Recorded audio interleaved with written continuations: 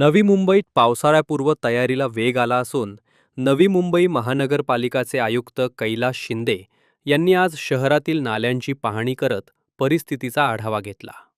पावसाळ्यात उद्भवणाऱ्या अडचणी टाळण्यासाठी त्यांनी विविध भागांना भेट देत प्रत्यक्ष पाहणी केली। यावेळी शहरातील होल्डिंग पॉइंट्स आणि पाणी साचणाऱ्या ठिकाणांची तपासणी करण्यात आली। सुमारे 27 होल्डिंग पॉइंट्समध्ये काही अडचणी आढळून आल्यानं त्या तातडीनं दूर करण्याच्या सूचना संबंधित अधिकाऱ्यांना देण्यात आल्या। गतवर्षी पावसाळ्यापूर्वीच पावसानं हजेरी लावल्यामुळे अनेक ठिकाणी पाणी साचून नागरिकांना मोठ्या प्रमाणात त्रास सहन करावा लागला होता। यंदा अशी परिस्थिती निर्माण होऊ नये यासाठी आगाऊ नियोजन आणि उपाययोजना करण्यात येत असल्याचे आयुक्तांनी स्पष्ट केले।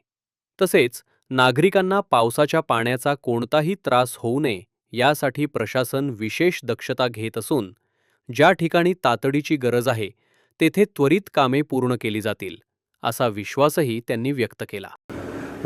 आपल्याला सगळ्यांना ज्ञात आहे की आपण खरं पावसाळ्यापूर्वी हे सर्व दरवर्षी करतो आणि तुम्ही म्हणणार की दरवर्षीच असतात मग यावर्षी विशेष काय आहे। परंतु यावर्षी विशेष असं आहे की आपण सर्व जे नाले आहेत त्यांची साफसफाई करण्यासाठी खूप अगोदरपासून नियोजन केलं आणि आता सर्व ठिकाणी कामं सुरू झालेली आहेत। जी 27 मोठी नाले आहेत ती आपल्या ओरिजिनपासून आपल्या खाडीपर्यंत पूर्ण म्हणजे आपण ओरिजिनपासून म्हणजे जिथून सुरू होतो तिथं शेवट होतो ह्या दोन्हींचंही एंटायर साफसफाई करण्याच्या आपण करतो आहे। मी आज दिघापासून सुरुवात केली।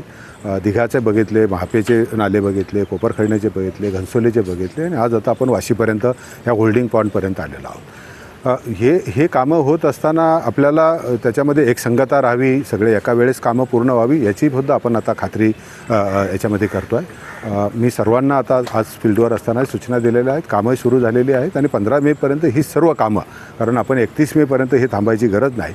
जरी 4-2 दिवस एखाद्या वेळेस मागं झाला तर मागच्या वेळेस आपल्याला 12-13 मेलाच पाऊस आला होता आणि त्यामुळे बऱ्याच वेळा आपली अडचण पण होते। तर ती ह्या वेळेस परिस्थिती येऊ नये त्यामुळे आपण आत्ताच तयारी आता केलेली आहे।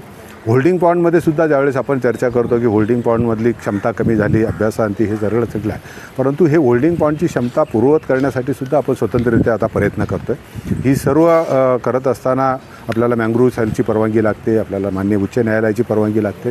ह्या दोन्हीसाठी अर्ज जो आपण ते केलेले आहेत। मँग्रोव्ह सेलची ऑलरेडी एकदा त्यांची पाहणी झाली, त्यांनी पर्यायी वनीकरणासाठी लागणारी जमीन शोधण्याचं काम सुरू आहे।